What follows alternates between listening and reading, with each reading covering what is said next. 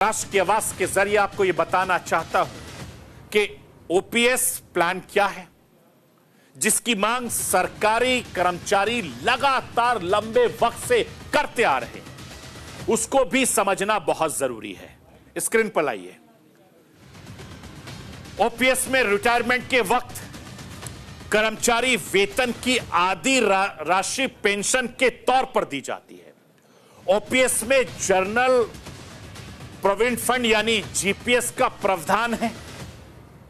OPS में 20 लाख तक की मैच्योरिटी की रकम मिलती है।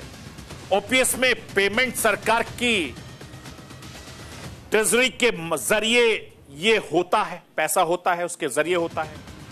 और ओपीएस में रिटायर कर्मचारियों की मृत्यु होने पर उसके परिवार वालों को पेंशन की राशि मिलती है। यानी ओपीएस में पेंशन के लिए कर्मचारियों के वेतन से कोई पैसा नहीं कटता है। ओपीएस में 6 महीने के बाद मिलने वाले डीए का प्रावधान भी है। यह इसका पूरा एक सिस्टम है जो मैं आपको राष्ट्र की आवाज के जरिए समझा रहा हूं। मैं आपको यह भी बताना चाहता हूं कि मोदी सरकार को यूनिफाइड पेंशन स्कीम क्यों लानी पड़ी। हर किसी के जहन में यह सवाल है कि यह क्यों आया है।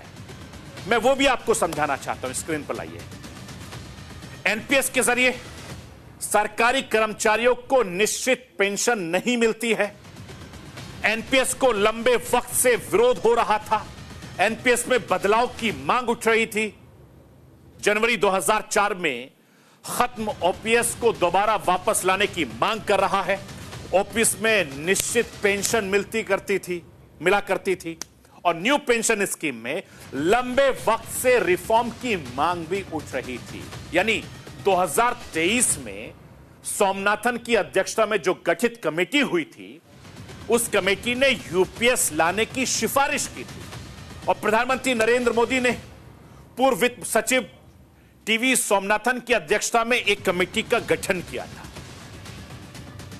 मैं आपको यह भी बताना चाहता हूं कि मोदी सरकार के यूनिफाइड पेंशन स्कीम सिस्टम लागू करने के फैसले को केंद्रीय कर्मचारियों के लिए एक बड़ी राहत के तौर पर देखा जा रहा है और राजनीतिक गलियारों में इस फैसले के सियासी मायने भी निकाले जा रहे हैं। पेंशन स्कीम के लागू करने की टाइमिंग पर सवाल उठाया जा रहा है। केंद्र की मोदी सरकार ने इस स्कीम में लोकसभा चुनाव के खत्म होने के ठीक बाद और विधानसभा चुनाव से पहले लाकर न सिर्फ कर्मचारियों को चौंका दिया, बल्कि विपक्ष भी परेशान हो गया है कि आखिर ये आनन फानन में कैसा हो गया।